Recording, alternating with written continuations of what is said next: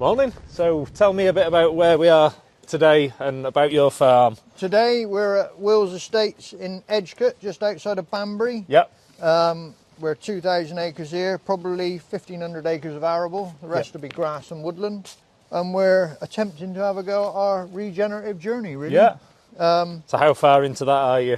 We're 3 years in now, and I personally think we're making leaps and bounds every year. Yeah. It's been a difficult one this year with the rain. Yeah. As it's raining now. Good old English weather. Yeah, I think we've had 380 mil of rain this year, and we're only in April. So, yeah, we'll go around the farm and have a look, see how we get on. Great.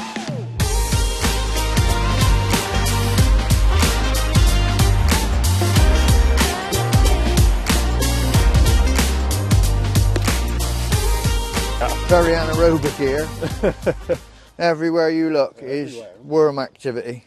Well, this will be about the best field of wheat we got. Shows you've got nice healthy soil, doesn't it? Well, it's getting there.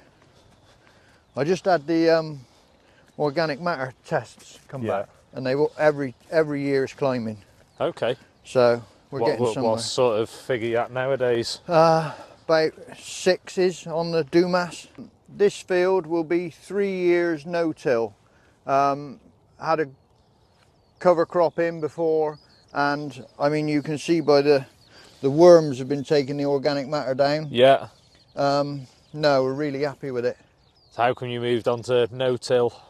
No-till, before we had a great big ripping cultivator, deep legs, and all we were doing was boiling blackgrass, pretty much. Yeah.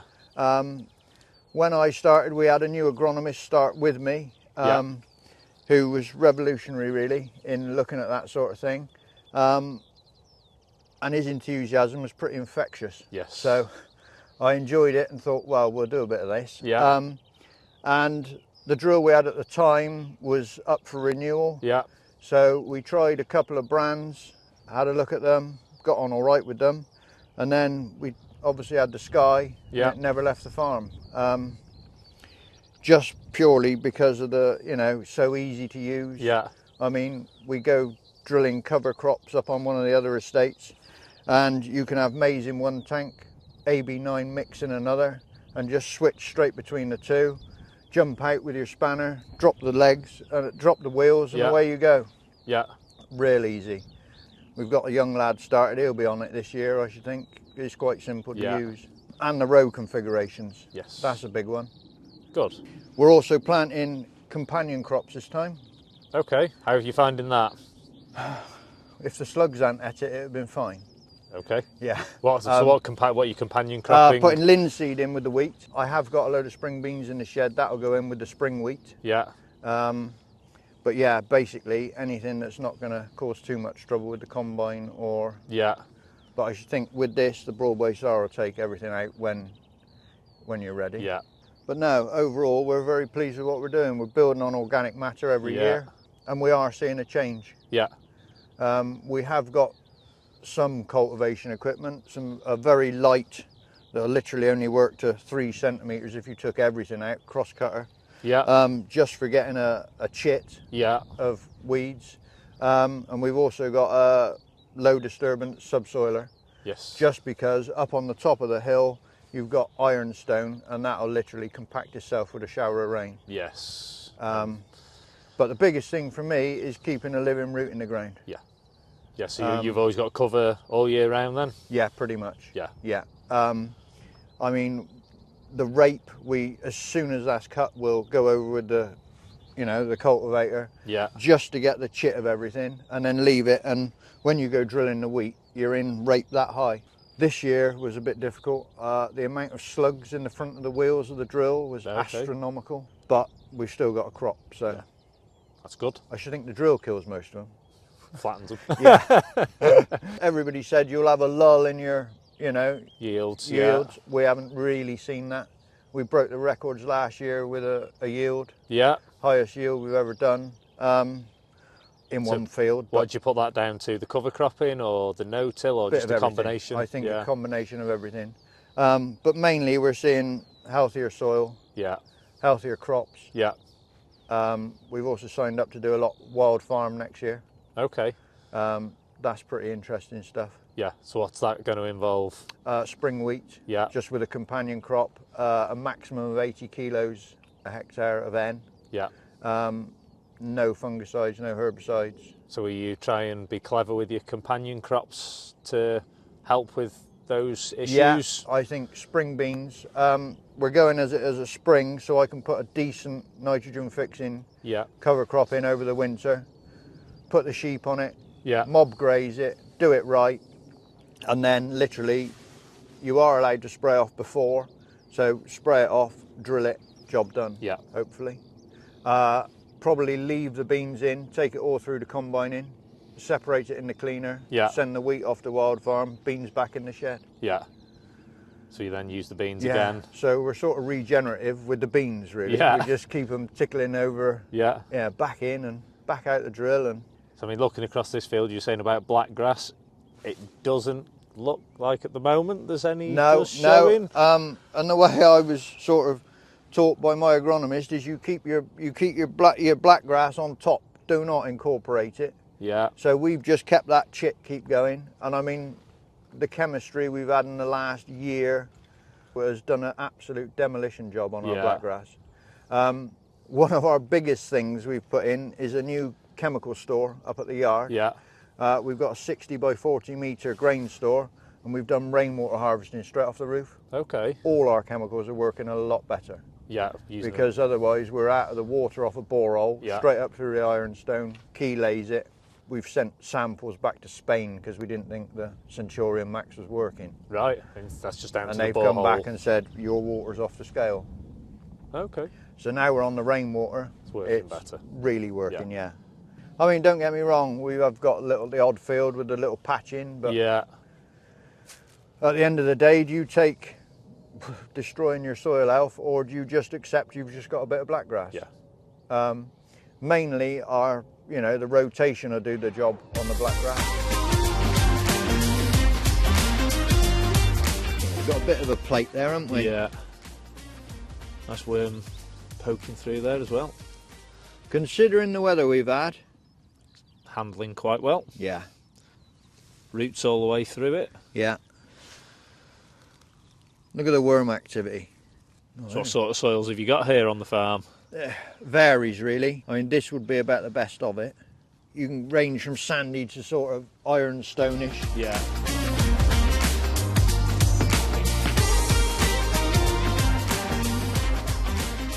No, I think the cover crops are working. It was unbelievable, that field on the bank behind us. We had a cover crop out there, and we did trials with the topper. Topped it at 8 inches all the way down to 2. And we found that 6 inches, you had a lot more regrowth of the root. But we couldn't believe the biomass on the floor, and then 3 weeks, 4 weeks later, it was pretty much all gone. Yeah. Worms, taking the lot down. And we got in there and had a good dig and had a look. I mean, we had a taproot off a daikon radish. It was 3.5 foot long. Like, wow. Dug it right. Yeah, so it's all doing some good. Yeah, so you're not having any compaction issues then, I take it, if you're getting them growing that deep, or do you think they're helping relieve any compaction? No, I should think when that rots down, I think it leaves a sort of tube for the water to run out. No, we're not having compaction issues. I think the grazing needs a little bit more attention to detail. Yeah. So you're just grazing sheep or cattle as well? Yeah. I've got a very good shepherd over the back, big into his regen. Yeah. Loves his mob grazing. And by the time he gets to the end of one field, he could almost run them back round and start again. And this year I've just done a muck for straw deal with a farmer over the back who's probably got 1,000 head of beef cattle. Okay. So you're incorporating farmyard manure as well? Yeah. This year we're going to start. We do get a lot of manure here off the horses. Yeah. But it's not a lot of goodness in it, really. It's just organic matter going back on the ground. Yeah, the muck for straw deal is quite important to me. Yeah. Picked a wrong year for doing it because apparently straw is going to go through the roof, but I'd probably rather have the muck. So yeah, we did have compost in. We've had a lot of compost come in. Yeah, we're just trying everything really. How have you found the compost works? Very good, although little bits of plastic and yeah. Our farm isn't there dumping grain, so no, we've stopped with that. But I am looking at probably making a bit of compost, incorporating the cow muck with our horse muck, and trying to turn it a bit and see if we can get that to work a bit better. Yeah. There's a lot of new things out there to listen to and talks to go to, and you always come home with an idea and you think, well, that could work. Yes. I think you just got to be brave with it, really. Yeah. So you found your margins have improved? Margins we've been a bit clever with. Yeah. The one behind us there, I mean, we've had to put a wild bird mix in because that's very anaerobic up there underneath the hedge. So if you can take your bits of ground out that aren't making you any money, and put them as that. And to be fair, I quite like hearing the skylarks and everything you can hear now. Yeah, so you find you just need to keep those subsoilers and things in your arsenal for if it's needed. Yeah, I mean, the other one we did have, we put the same legs as we got in our low disturbance subsoiler, and we put a rip and drip system on it. So we were putting molasses down the leg. Okay. But this one, we haven't seemed to have used it as much. Yeah. So that is still ready to go in the workshop. So what are the benefits to doing that? Putting the molasses putting down sugars back in the soil. Okay. Keeps your microbial activity going. Yeah. Seen some difference with it. Yeah. Molasses is cheap. So how would you know when to use that? Well, wherever you rip the soil and disturb the... that's when you want to be putting something in, yeah. Okay. So you wouldn't look at a field and think, right, I need to go in and use a bit of molasses in there. It is just a case of if you get ripping if you're gonna rip through it, we rip and drip. That's what we call it. But yeah, we've got to install that on our new system now, really. That's interesting.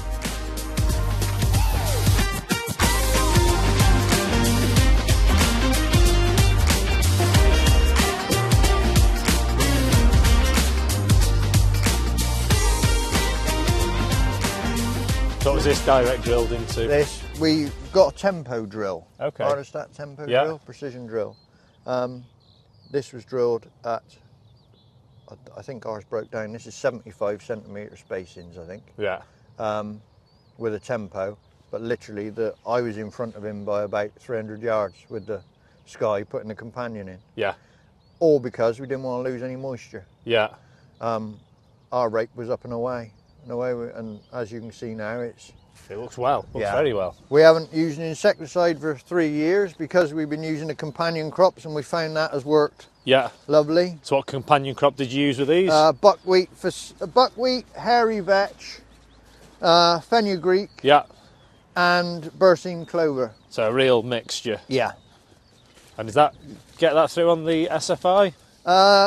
We've only just joined the SFI, but we've been doing it on our, we've been doing it 4 years, I think, 3 or 4 years now. But all you can hear is birds. Yeah. It's got a bit of height about it as well. Yeah. The estate manager likes to use the tempo. Yeah. We found no difference in the drills, to be honest. Okay. But would you save a pass if you did it all in the one? one? Yeah.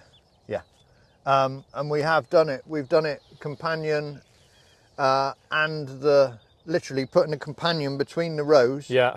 Rape, companion, rape. Yeah. On the drill configuration. Yeah. And put it all in like that and had the same results. No, all I'm worried about is what it looks like and what it yields like. But this looks pretty good, I think. I would think it's going to yield fairly all right, well. Yeah. Should we have a little dig? Yes. See what this one's looking like. Get away from a tram line a minute.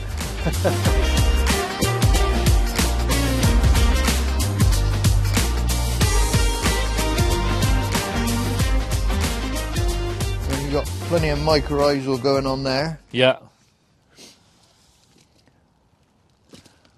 Plenty of worms knocking about in there as well. Look at that. Considering the amount of rainwater, that's phenomenal. Yeah. Nice, lovely. I mean, you can see all the little holes. Yeah. All helps, I think. Yeah, considering the rain we've had, I think that's all right. But yeah, this was no-till, straight in, never lost any moisture. Rolled tight behind it, and away it went. So did you roll after you've drilled then as well? Yeah. Okay. Although we're currently worrying about putting another bearing in the roller now, and I said, don't panic too much, because with the Sky I can just put more weight on the back roll, and we've got away with not rolling quite a lot. Yes.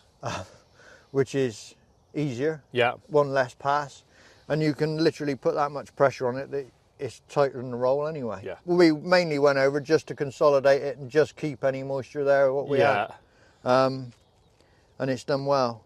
I don't know what it is about this here rape, but we've had the odd flea beetle in it. Yeah. And you see, I mean, a lot of people have had them in the stems lately. Yeah. And these, you'll just see a little crack like that, and then they'll sprout out again. Right, okay. Bizarre. Yeah. Like, yeah, odd. But yeah, this is here rape. We sell all the straw off the place. Yeah. Because if we did start chopping it, our carbon nitrogen ratio balance would be right out of sync. Yeah. Hence why I've gone with the muck for straw deals. Yeah. Try and get that. I think all this rape straw's going. So we still have a lot of shepherd's purse and poppies and bits and pieces. So we still need the chemistry. Yes. But yeah, I mean, we will get away from it at some That will point. improve slowly, won't it? Yeah, and we're seeing improvements all the time. Yeah. How long have you been doing the companion cropping? I'd say 4 years now we've been playing with it. Yeah, we chucked fenugreek in last year because they reckon it smelled, but whether it did or not, I don't know. But the buckwheat has worked for us well. Yeah. So you're finding less pests in with your rape? Yeah, a lot. And then obviously, because we're drilling at row spacings, in the winter, I mean, I do a lot of shooting myself, so I'm always keeping my eye on the pigeons. Yeah. But literally, you've got the companion crop in the middle, and it's literally, they can't even get in there. Yeah. They can't get in to go at it, which is good. We're using less nitrogen. Yeah. Because you've got nitrogen fixing crops there. Yes. Doing the business. Yes, we're saving money on nitrogen across the business then. And then, yeah, and then obviously when that dies down, you're keeping your worms happy for the next 2 or 3 months. And then into combining and start again. Yeah. Yeah, but as soon as we've combined, we'll literally go over this with the cross cutter, get the chit and leave it. Yeah. Any black grass that comes up with that probably gets smothered out because the rape's fairly thick. And then we've got, you know, drilling on the green then, which will carry you even when it's raining. Yeah. We try and leave all the rape fields that we're going to drill last in case the weather breaks, because you've got that to drive on. Yeah. So helps carry it. We have had the slug problem this time, which has been fairly hard work. I came back in at night to refill the drill, and I was like, what is that? And I looked in the wheels, and it is that thick in the bottom of them wheels of slugs all the way up. Wow. Wow. Yeah. How do you expect anything to grow there? But it did. Yeah. And then it got waterlogged. So, but you can't help the weather. No, you can't. Unfortunately. No.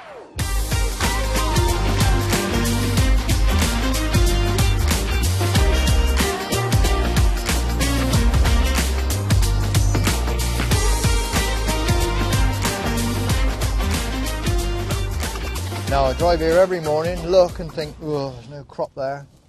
But this was a great big puddle. Yeah. Yeah, and yeah, you can definitely see the difference, can't you? Yeah. See, the worms are all doing the work. There's some crop here, just not much. Yeah. No, literally, and that side, it's just a bit of a dip in the field. Yeah, just holds the water. Yeah. Probably ought to put this into a scheme out to here, really. Into the SFI, something. Yeah, yeah. Enhance it, put some deep rooting in to try and get down there. Yeah. Yeah, if there's a deep pan, it might break it a bit. Yeah. Open it up for future years. Yeah, but the trouble is, where they've done so much cultivations, the land sumps, and the ditch is actually higher than the ground here. Yeah, so it's going to sit here, isn't it? So it takes some working, but we'll get there. Yeah. And we got living root cover crop out the back there. Just been sprayed off, ready to be drilled. So what was that? If we get the, that was just a, you know, basically a big sheep mix, really. Yeah. Radish and, you know, deep rooting stuff. Get down there. Yeah, so good for the sheep to graze and get some manure on the land. Quite right, yeah. Golden hoof, they call it.